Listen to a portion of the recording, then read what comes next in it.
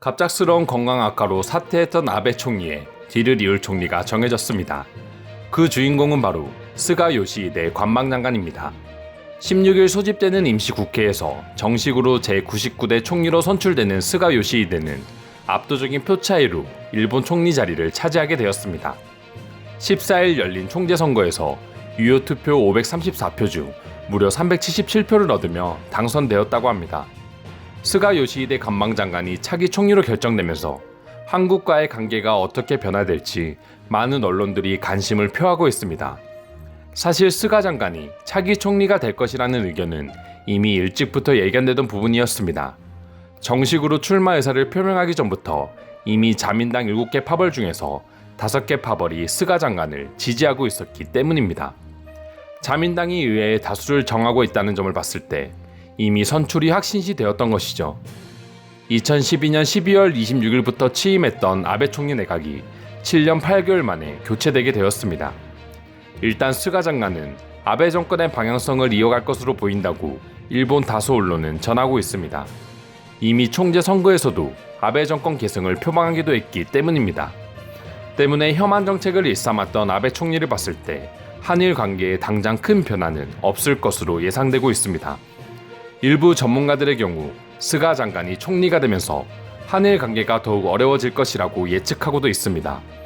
스가 장관은 최근 이루어진 현지 언론과의 인터뷰에서 한일 관계와 관련된 질문에 1965년 한일 청구권 협정이 한일 관계의 기본이며 국제법 위반에 철저히 대응해 나가겠다고 밝혔기 때문입니다. 결국 지금의 한일 관계를 만든 강제징용 문제와 관련해서 한국이 해결하라고 공표한 셈입니다.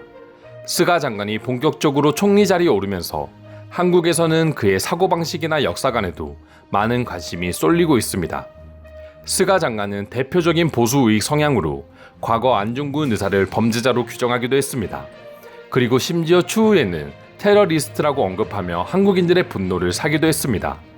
먼저 2013년 한국과 중국이 안중근 표지석 설치를 위해 움직이자 스가 장관은 안중근은 범죄자라는 것을 그동안 한국 정부에 전해왔다며 표지석은 한일 관계에 도움이 되지 않는다고 언급했습니다. 그리고 1년 뒤 중국의 안중근 기념관이 개관하자 안중근 의사에 대해 일본의 초대 총리를 살해하고 사형 판결을 받은 테러리스트라고 규정하기도 했습니다.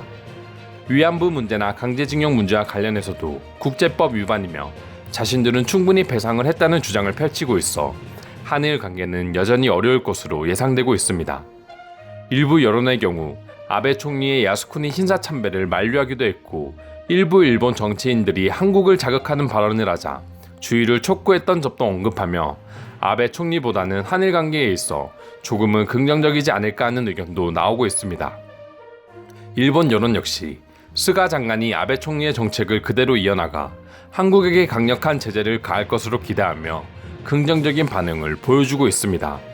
그리고 한국은 달콤한 사탕 같은 존재라며 항상 뒤통수를 조심하라는 댓글도 확인할 수 있었습니다.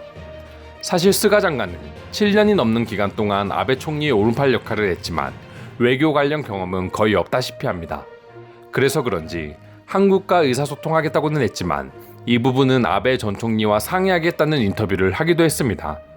결국에 총리는 바뀌었지만 일본과의 관계는 아베 총리 시절과 크게 바뀌지 않을 것이라는 의견이 대부분을 차지하고 있습니다. 이런 내용들이 흘러나오자 한국 여론은 역시나 아베의 꼭두각시였다, 바지 총리였다는 말들이 나오며 비난하고 있는 상황입니다. 최근 한국의 위상을 생각해본다면 사실 국제사회도 한국의 편을 점점 들어주고 있는 상황이기에 우리가 일본 총리의 눈치를 볼 필요는 없습니다. 일본 총리가 누구로 바뀌든지 간에 한국은 지금처럼 꾸준히 성장해 나가면 되기 때문입니다. 다만 안중근 의사를 테러리스트로 언급한 스가 장관이 총리라는 자리에 오른 만큼 또 한 번 망언을 한다면 그때는 심각한 문제로 대두되어야 하지 않을까 생각해봅니다. 오늘 영상은 여기까지며 여러분들의 구독과 좋아요는 영상 제작에 큰 힘이 됩니다. 이상 종크TV였습니다.